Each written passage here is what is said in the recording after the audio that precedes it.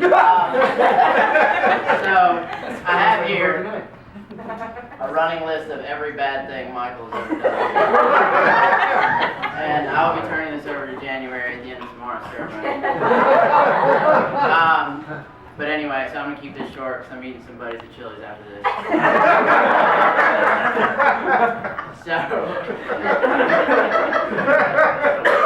So I first met Michael back in November of 1991, hanging out at a hospital in Macon, Georgia.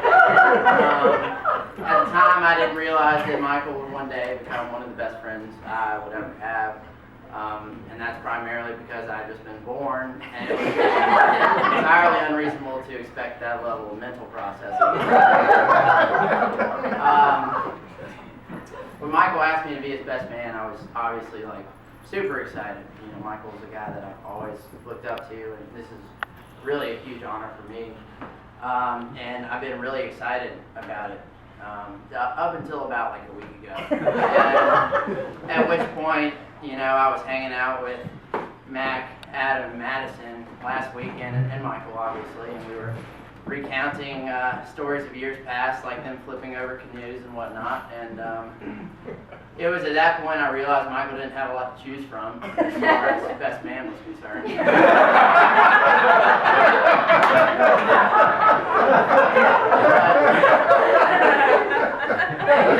Nonetheless, Michael, it's an honor to be the sixth guy you asked to.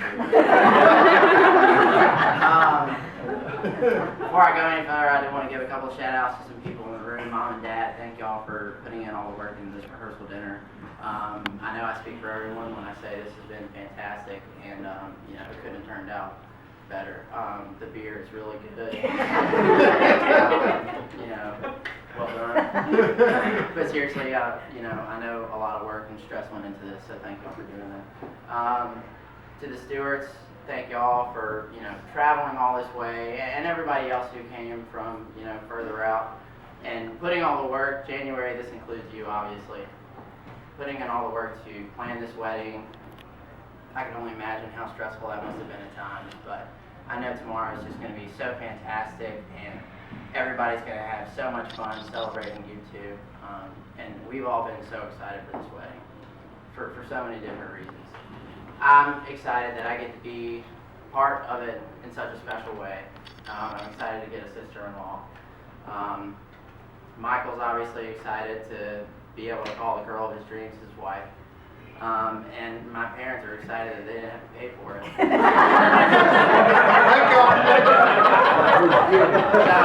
So it's really working out. Now I know several of you are from Pittsburgh, including obviously January's parents. How many people came from Pittsburgh? Okay. We got some more tomorrow. Okay. So that just goes to show you how far people would go to get a free meal. I'm totally kidding. Totally kidding. I'd probably go further than that. Seriously though, Michael, it really is an honor to be your best man as you get ready to exchange vows in January tomorrow. As you can imagine, and I know I've already told you this, but this wedding's a little surreal to me. Especially considering up until I left for medical school in July, we spent nearly every moment together. But from day one, when you started talking about January, I just knew that it was going to be big. And I didn't know how, and I didn't know how long. I had no idea, but I knew it would be big. You know, and regardless,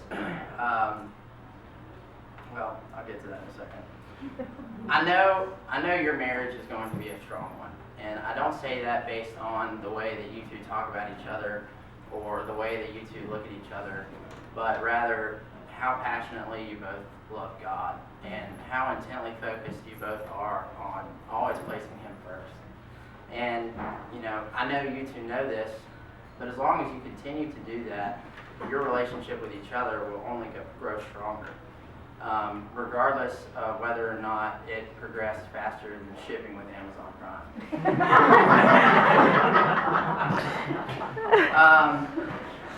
Jokes aside, I I really couldn't be happier for y'all. January, you look amazing tonight.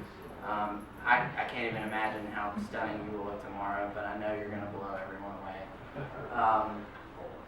You know, Michael is so lucky to have a woman like you, and I promise you that he knows it. I know that Michael will love you unconditionally, and that he'll always have your back. He's had my back for almost 25 years now. Michael, where do I start, dude? I don't have enough note cards for this. You know, you're the best friend I've ever had, and I'm so glad that you found somebody as remarkable as January to spend the rest of your life with. It's really hard. Sorry, I'm trying to keep it together here. It's hard for me to put into words the impact you've had on the man that I've become. But it's profound. I apologize. I'm not like an emotional guy. I try to keep it light generally. For years when I was younger, I was actually sort of jealous of you. And I was jealous of the friends that you had in Mac, Adam, and Madison, you know, even though they're just like average guys.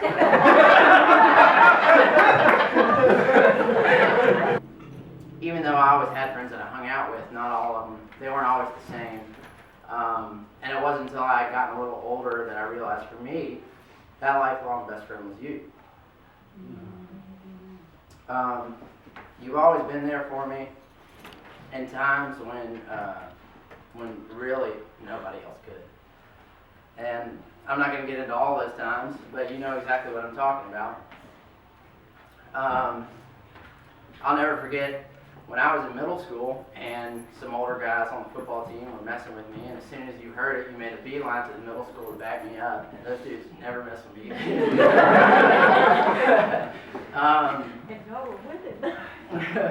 Yeah, those three guys were back there. Yeah, they're all in. Those guys are, you know, like my older brothers too. I'll never forget the first time I went and hung out at your first college apartment at Stadium Suites. And obviously I can only imagine what y'all are thinking. And you know, obviously I'll never forget the countless weekends that we spent planning and preparing a single meal that would literally take us 3 days to execute. just because we loved to do it, and we could, and we just loved hanging out and, you know, experimenting in the kitchen. And God only knows how many songs we must have made about cooking cornbread and cabbage.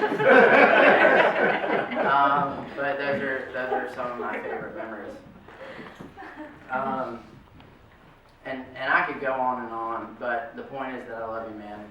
And I'm so thankful that you found somebody as selfless and as caring as you are.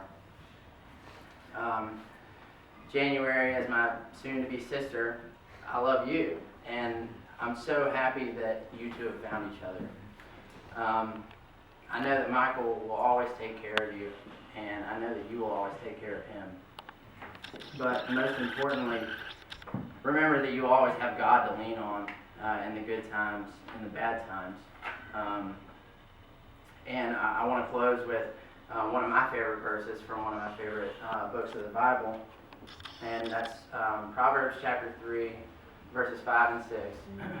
And it's, trust in the Lord with all your heart, and lean not on your own understanding, but in all ways submit to Him, and He will make your paths straight.